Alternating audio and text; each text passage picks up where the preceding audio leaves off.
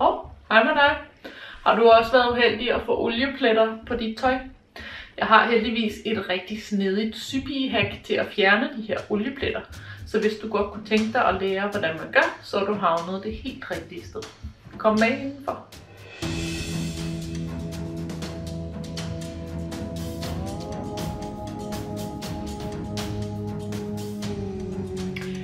Det smarte trick til at fjerne oliepletter kan bruges uanset om det er sådan noget WD-40 håndværkerolie, om det er måske symaskineolie, som også sypiger kommer i nærheden af, eller måske madlavningsolie, hvis man ikke fik forklæde på, eller var lidt for vild, da man spiste shawarma sidste gang.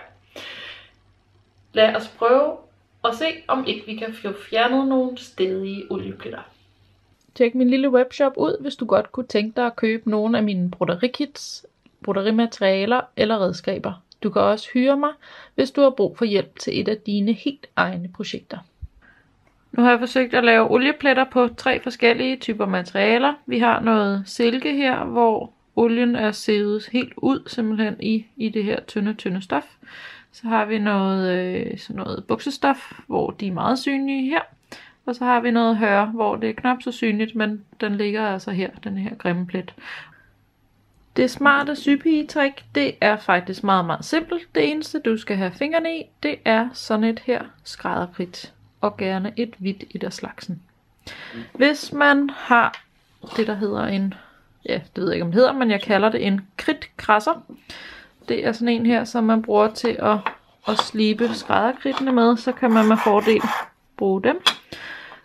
Og hvis man har sådan en afknækket stump, så brug den i stedet for at tage af den fine nye bid. Og så river man så bare en hel masse kridt. Og så ligger kridtpulveret hernede i kridtkrasseren, og det er det, vi skal bruge. Hvis man ikke har en kridtkrasser, så kan man måske forsøge sig med et rivejern. Jeg har ikke prøvet, men det kan man sikkert godt. Eller man kan gøre det, at man bare tager sig man kan bruge en skål, eller man kan bruge et lille stykke papir her. Og så tager man bare en saks eller en hobbykniv og river langs kanten her. Bum. Indtil man har en god lille bunke af det her skrædderkridt.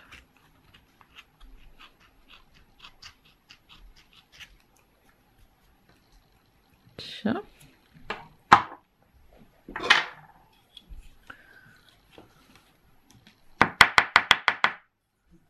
Kridtkrasseren er ekstra god, fordi den virkelig gør det fint, det her pulver. Det kan man tydeligt se forskellen på det fra kridtkrasseren og det bagved, som var fra saksen.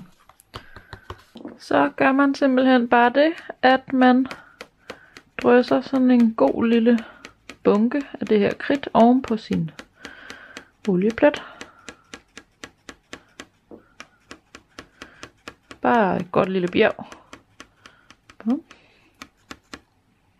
Den her, der er rigtig meget, så den skal have en hel masse.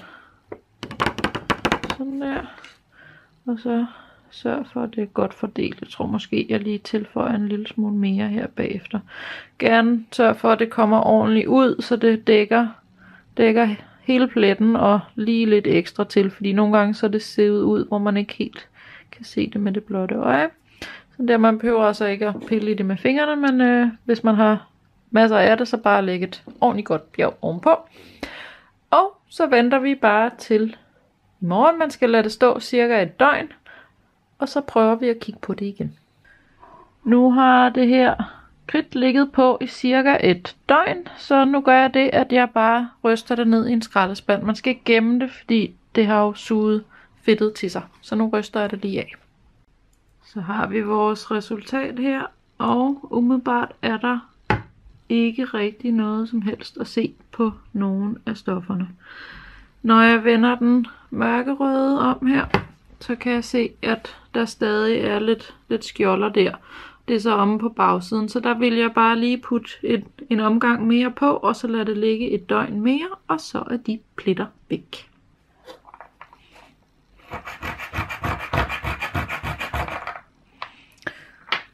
Når man til daglig krasser sit kridt, så kan man altid lige gemme sit kridtkras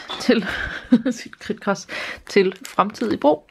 Man kan gemme det i en lille bøtte, eller hvis man gerne vil lave lidt fis og ballade med sine venner på en fredag aften, så kan man jo gemme det i en lille pose. Sådan. Og så har man det klar til, når ulykken skulle være ude.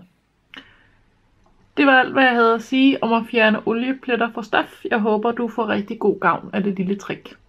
Husk, at du kan følge mig på Instagram og Facebook. Der er links nede i beskrivelsen her under videoen. Og med det, så er alt ved sagt, så rigtig god fornøjelse og rigtig god hygge, indtil vi ses næste gang. Hej!